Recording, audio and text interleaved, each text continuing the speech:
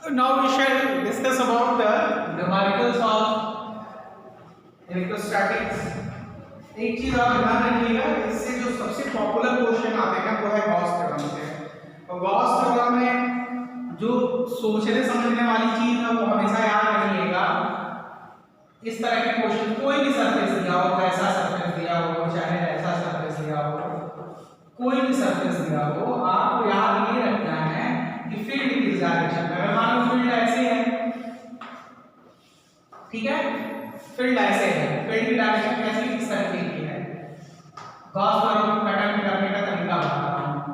तो अब आप देखो कर्व सरफेस पे, अगर तुम कर्व सरफेस में कभी भी इलेक्ट्रिक फील्ड में कोई योगदान नहीं होता, क्यों नहीं होता, वो तुम जानते हो, टच में योगदान नहीं होता, वो तुम जानते हो। या मान लो स्मॉल एरिया में ds दिया, तो इलेक्ट्रिक फील्ड के साथ क्या आएगा, 190, और फ्लक्स इज इक्वल टू क्या होता है, ds cos 90, वो हो जाएगा 0। हमको जो भी फ्लक्स मिलेगा वो कहां से मिलेगा, सरफेस 1 और सरफेस 2 से। ये भी यहां भी वही हाल आपका, यहां हमको केवल इस सरफेस से फ्लक्स मिलेगा और इस सरफेस से मिलेगा, क्योंकि बाकी सरफेसेस पे देखो कहीं भी एरिया लोगे वो क्या होगा, ऐसे जाएगा, यहां लोगे सामने, वो भी यहां आएगा ऐसे, वो भी 90 डिग्री बनाएगा ऐसे, देखो 90 डिग्री बनाएगा एरिया के साथ। इसलिए ये सरफेस और ये सरफेस से ही हमको फ्लक्स मिलना है, बाकी जो सरफेसेस हैं उनसे फ्लक्स इसलिए नहीं मिलेगा क्योंकि वहां एंगल क्या होगा, 90 डिग्री होगा। तो ये दिमाग में आप लेके चलिएगा। और जैसे यहां की बात करें तो यहां बस हमको ये ध्यान रखना होगा कि इस सरफेस पे जो एरिया वेक्टर होगा, यानी यहां हम बात करें S1 जो है, एरिया वेक्टर S1 जो होगा इस डायरेक्शन में, और इलेक्ट्रिक फील्ड की डायरेक्शन में, इस डायरेक्शन में, यहां एंगल 180 मिलेगा।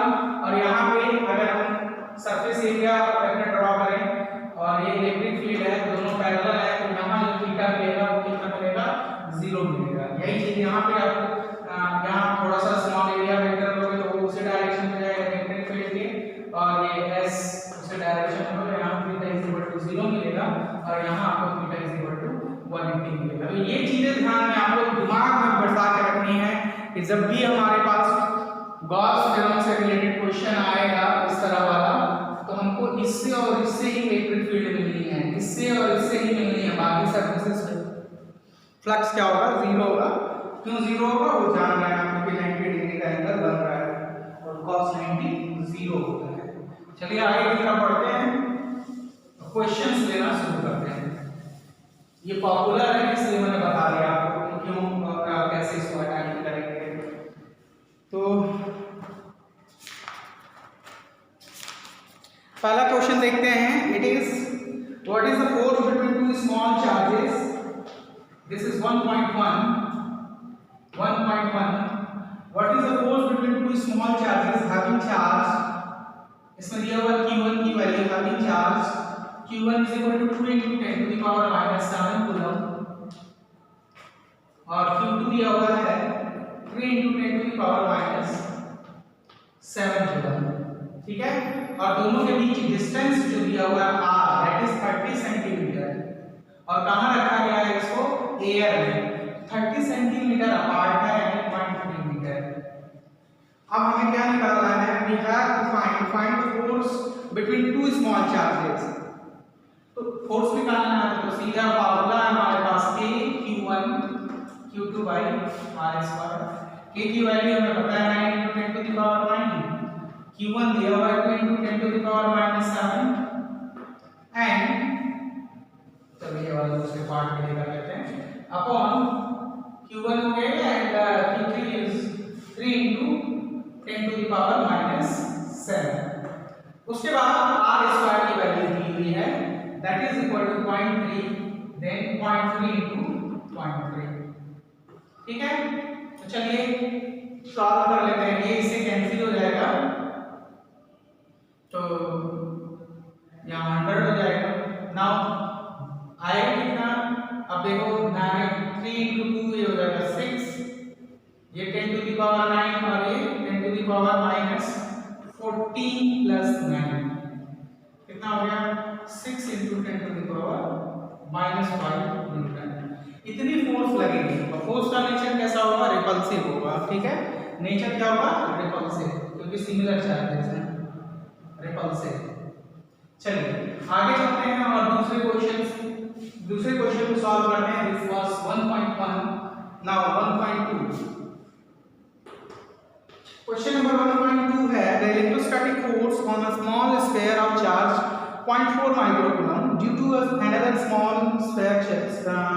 sphere of charge minus 0.8 microcoulomb in air is 0.2 newton. कह रहा है कि आपके पास दो चार्जेस हैं, ये है दिस इज 0.4 माइक्रोकूलम, पहला चार्ज है आपका Q1 and there is another charge, सब ये हाँ plus 4 microcoulomb due to another small charge, एक और चार्ज है आपके पास ये, इसकी वैल्यू इसने दे रखी है -8 माइक्रोकूलम, सॉरी -0.8 माइक्रोकूलम और पहले की वैल्यू है 0.4 माइक्रोकूलम, है ना, इन एयर, और इनके बीच का जो फोर्स दिया हुआ है that is 0.2 Newton, it is given. Now क्या ये पूछना चाह रहा है, पहला क्वेश्चन पूछ रहा है, आप ये बताओ what is the distance between the spheres, तो we have to find out, तो कोई दिक्कत नहीं है, सीधा वही रिलेशन आपका लगेगा, F = K Q1 Q2 upon R square, then R square will be equal to K Q1 Q2 upon F. Now K is 9 into 10 to the power 9, ये हमें पहले से पता है, Q1 is given for 0.4 into 10 to the power -6, उसके बाद Q1 के बाद Q2 दिया हुआ है that is equal to 0.8 into 10 to the power -6 upon force, the value of force is 0.2। अब इसको हम सॉल्व करते हैं आगे की तरफ, चलिए सिंपली ये 0.2 है, ये 0.4 है, तो 2 टाइम्स में ये कैंसिल हो गया, तो ये हो जाएगा 9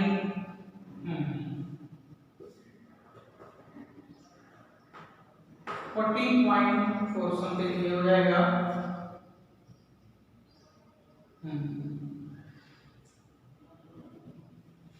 अब 10 to the power 9 और ये 10 to the power 12, तो कितना हो जाएगा 10 to the power -3, ठीक है, 10 to the power -3, तो 14.4 into 10 to the power -3 को हम चाहें तो क्या लिख सकते हैं, we can write it 144 into 10 to the power -4, this is the value of R square, then R is equal to what, this much, यहाँ से 12 बाहर आ जाएगा और यहाँ से 10 to the power -2, या तो इसको 100 से मीटर में लिखिए या सीधे लिख दीजिए 12 सेंटीमीटर, तो डिस्टेंस दोनों के बीच की कितनी आ गई 12 centimetre. Any problem, I don't think so कि होनी चाहिए, थोड़ा सा हम लोग इसको एडजस्ट कर लेते हैं, पूरा दिख रहा है। चलिए आगे की तरफ बढ़ते हैं, यही मामला नहीं खत्म होता है, ये था ए पोर्शन ए, इसी क्वेश्चन का ये पोर्शन ए था, तो ए हमने सॉल्व कर लिया। अब बी पे आते हैं, बी में ये पूछ रहा है what is the distance between, हाँ what is the force on the second sphere due to the first, same force होगा, है ना, जितना फोर्स 0.2, देखो दोनों क्या है,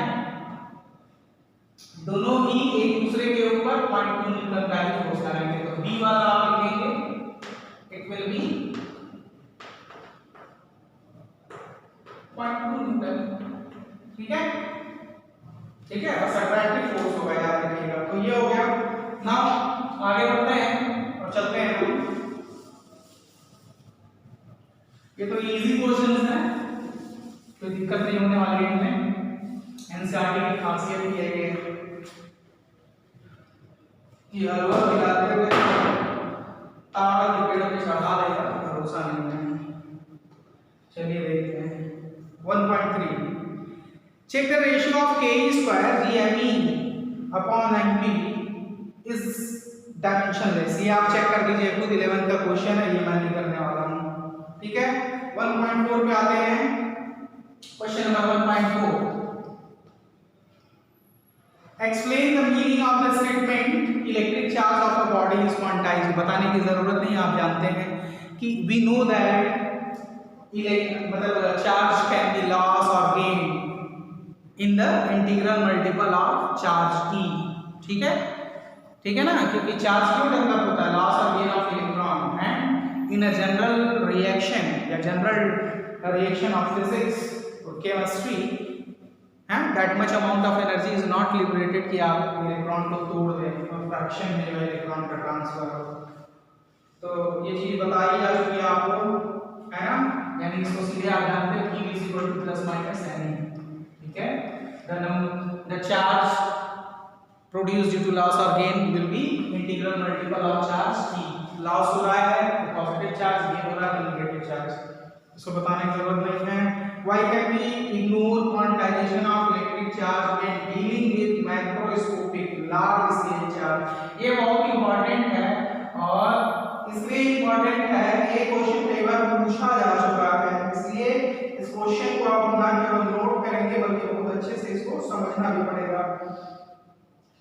जब माइक्रोस्कोपिक चार्जेस के साथ हम डील करते हैं तो उस समय हम क्वांटाइजेशन ऑफ इलेक्ट्रिक चार्ज को इग्नोर करते हैं, ठीक है। व्हाई? इसका रीजन ये है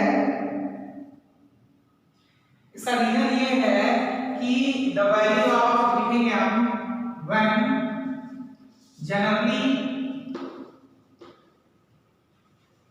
generally charge is transferred या exchanged, transfer नहीं लिखना, exchange मतलब loss or gain दोनों, exchange in bulk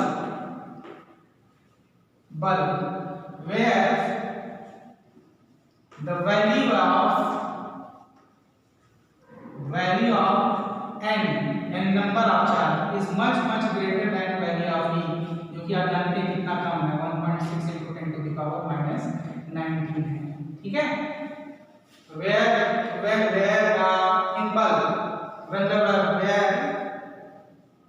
the value of n is much greater than E, hence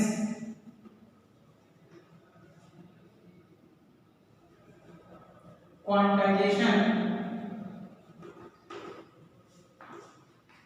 is violated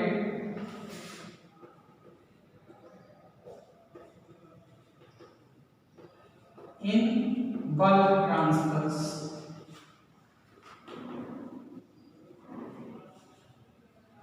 ठीक है, अभी इसको आपको कुछ जगह देखने को मिलेगा, इसको नोट कर लीजिएगा अच्छे से। अब आगे चलते हैं और क्वेश्चन की बारी है 1.5।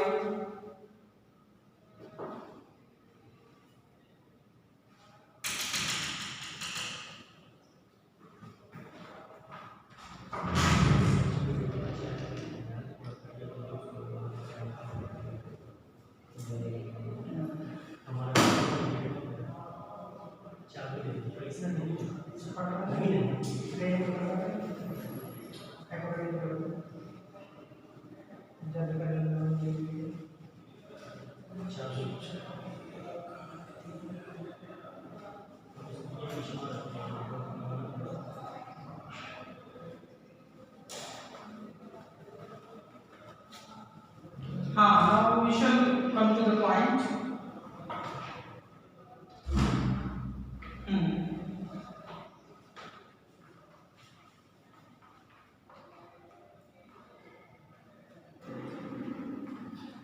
When a glass rod is rubbed with silk cloth, charge appears on both. A similar phenomenon is observed when many other pairs of bodies। इसको तो मैंने आपको समझा ही रखा है ना।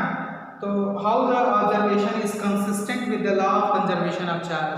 जैसे ये पूछना चाह रहा है कि जब आप कॉम बाल में रगड़ते हैं तो कैसे जो है चार्ज कंसिस्टेंट रह जाता है, जबकि बाल से आपके इलेक्ट्रॉन निकल के प्लास्टिक के उस पे चला जाता है, क्या कहते हैं, कंघी के ऊपर।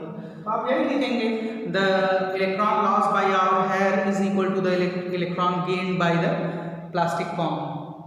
तो टोटल इलेक्ट्रॉन की संख्या कितनी रहेगी सिस्टम में, सेम ही रहेगी, तो इसको भी कराने की जरूरत नहीं है। 1.5 थ्योरेटिकल है, जिसको कई बार हम लोगों ने अच्छे से डिस्कस किया है। तो चलिए 1.5 पे चलते हैं।